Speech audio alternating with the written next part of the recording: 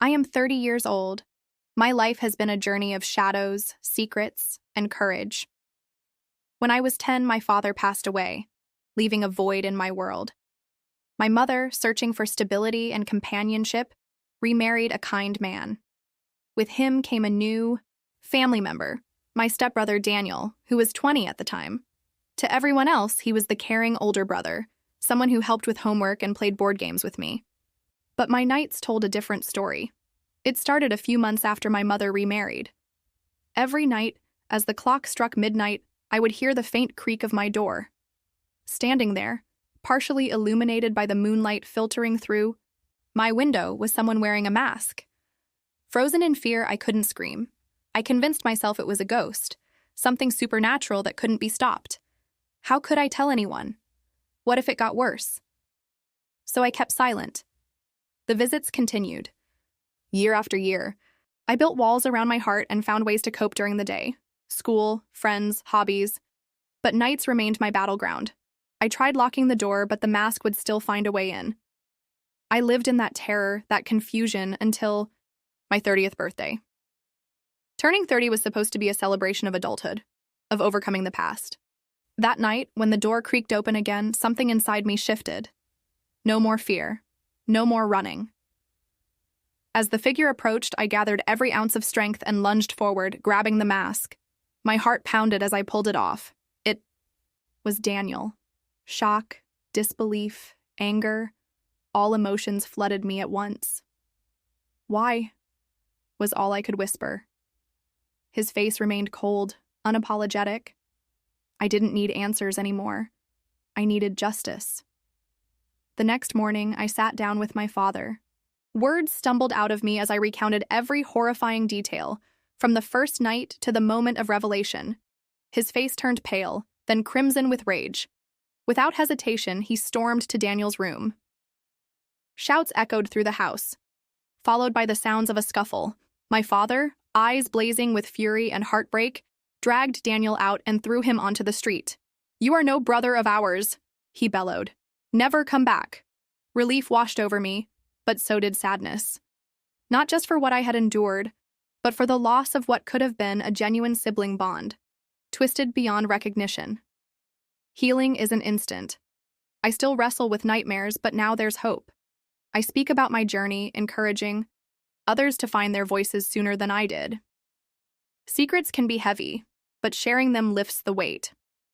Life isn't just about the darkness we endure, but the light we fight to find. At 30, I finally chose to fight. But endings, I've learned, are rarely as final as we want them to be. A week after Daniel's expulsion, strange things began to happen. My phone would ring at odd hours, no caller ID, just silence on the other end. I chalked it up to paranoia until I found a note slipped under my door one morning. "You thought it was over?" it read. My hands trembled. Fear clawed at my chest. But I forced myself to think clearly. I went straight to the police, who took the threat seriously and started an investigation. Days turned into weeks. Security cameras were installed around the house, and I moved in with a friend temporarily.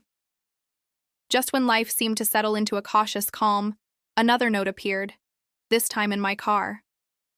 "Some things never stay buried." Refused to be hunted by my past. With the police tracking Daniel's whereabouts, I focused on rebuilding my strength. Therapy became my sanctuary, helping me confront not just Daniel's actions, but my guilt and fears.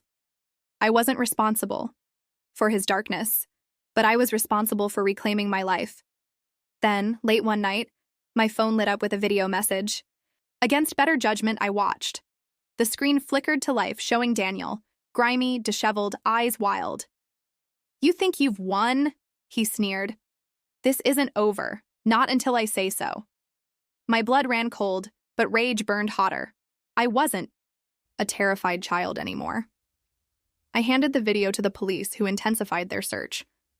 Days later, they found him hiding in an abandoned building, obsessed with the twisted power he thought he held over me. Facing him one last time in court, I stood tall.